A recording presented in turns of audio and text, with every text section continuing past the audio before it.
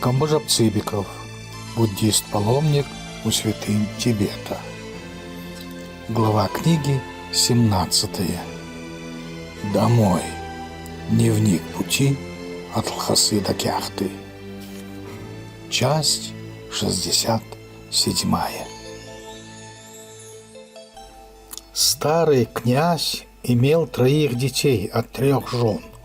Дочь, рожденную вне брака, когда он был молод и не женат, сына от младшей жены, умершей от родов его, и нынешнего князя от старшей, ныне живущей супруги. Старшего сына, преждевременно развившегося мальчика 14 лет, он посвятил в духовное звание. Младшего года 3 тому назад утвердили дзасаком. Сам отец считается в отставке, но всецело заведует делами как частными, так и хашунными. Он слывет за человека умного и ученого не только в своем хашуне, но и по всему Цайдаму. Действительно, он очень хитрый старик, умеет читать по-тибетски и по-монгольски.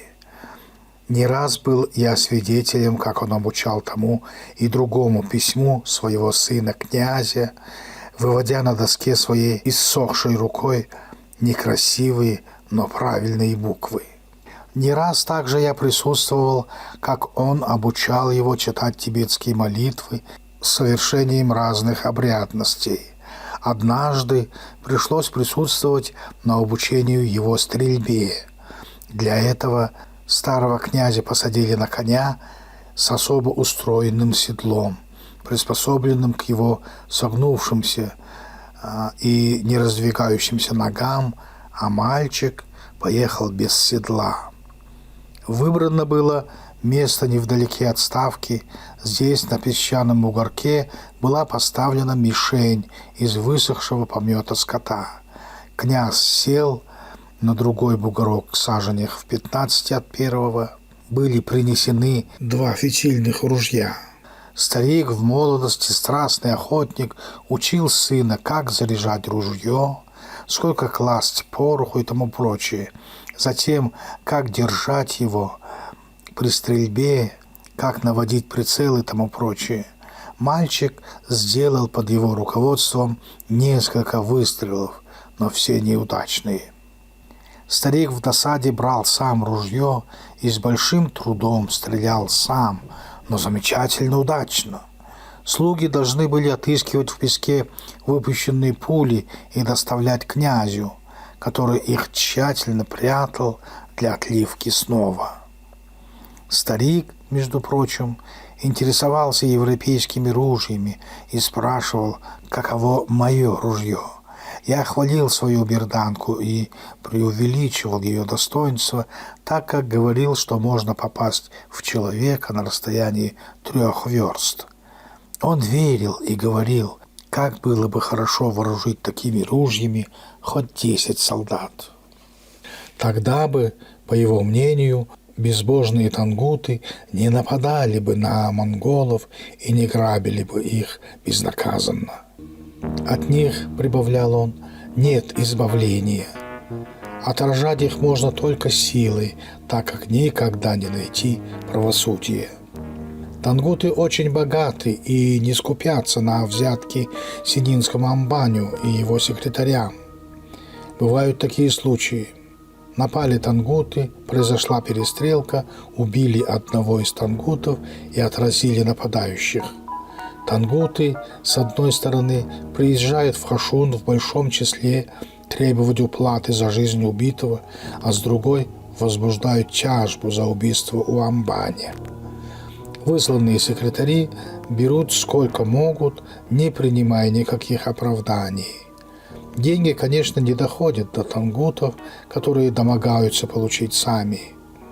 В случае неуплаты объявляют так называемую хамчу, тяжбу, что, по нашим понятиям, равносильно перерыву дипломатических отношений или даже объявлению войны. Начинаются грабежи и воровство всего, что им под силу. При этом в невыгодном положении опять-таки монголы. Их путь к рынку, Донкор и религиозному центру в Гумбум лежит через тангутские кочевья. Здесь их постоянно подстерегают враждебные тангуты, и если караван бессилен, они нападают на него и грабят. За 1,5 месяца нашей стоянки мы сделали со ставкой князя 3 небольших перекочевки. У него здесь ограничено место, куда не должны пускать своего скота его подданные, за исключением 10 домохозяев, кочующих с ним. Всякий скот, попавший на эти места, задерживается, и на хозяев налагается штраф, а при упорстве и наказание плетями. Ежедневно выезжают для осмотра объездчики. Как-то раз я упомянул о присутствии у меня фотографического аппарата. Старик очень заинтересовался им, и хотя он видел аппараты у других путешественников, захотел познакомиться подробнее. Я принес ему аппарат и объяснил его применение. Он пошел дальше в своем любопытстве и просил сделать снимки с него и его семьи.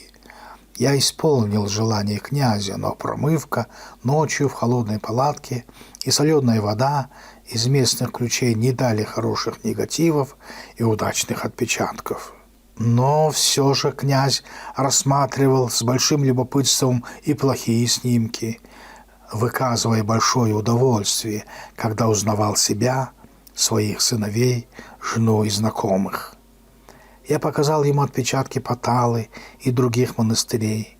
Он с благоговением прикладывал их к голове и признавал большое сходство их, так как он не раз посетил эти места.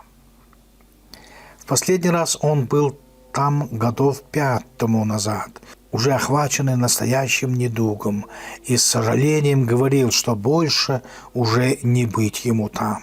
Просил подарить ему снимки, но я отказал в этой просьбе, опасаясь, чтобы не попали в Лхасу, где могли посмотреть враждебно на бурятский хлам. Вообще, я не желал распространять снимки среди монголов, которые могли возбудить разные толки. Отказ сделать было очень легко, не возбуждая недовольства князя. Я сказал, что снимки мои уники, кои хочу везти на родину. Он не знал негативов. Однажды князь попросил меня поохотиться за хуланами, коих очень много в Цайдаме вообще, а в окрестностях его ставки в особенности. Когда я и заявил согласие, он предоставил мне верховую лошадь и одного провожатого, который был обязан снять шкуру убитого животного и привезти часть мяса. Первая наша охота была неудачна. Хуланы не подпускали на верный мой выстрел, и издали же я делал промахи. Второй раз, 4 января, я поехал в сопровождении старшего сына князя и к удаче очень близко от ставки убил одиночно шатавшегося хулана, подкравшись к нему на водопое из-за кустов тамареска. Выстрел был очень удачен. Хулан побежал со всей быстротой, но шагов через 300 упал мертвым. Тоин, так зовут духовных из княжичей, был очень обрадован, но снимать шкуру не согласился. Мы поехали, и князь тотчас нарядил к добыче своего прислужника, в скором времени привезшего шкуру, которую стали бережно сушить, а также 2 задние ноги. Мясо никто не ел, а сварив, его давали телятам, которые, как говорил князь, быстро поправляются от истощения и никогда не умирают от худобы. Замечательно, когда я зашел дня через 3 в черную юрту, служившую хлевом для меня, и когда им принесли приготовленную хуланину, телята с жадностью бросились на мясо и съели все, даже большими сравнительно кусками. Чтобы сделать удовольствие князю и его телятам, я на другой день снова поехал на охоту и на этот раз убил уже 2 самок.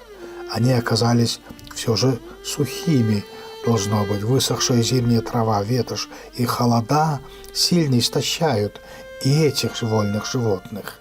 Проводник снял шкуру с обеих и положил их на задние части на мою и свою лошади. Когда мы стояли еще у трупов, взглянув вверх, я увидел множество грифов, паривших высоко над нами. Неизвестно, откуда они прилетели, но удивительно, как быстро узнают эти птицы о появлении пищи для них.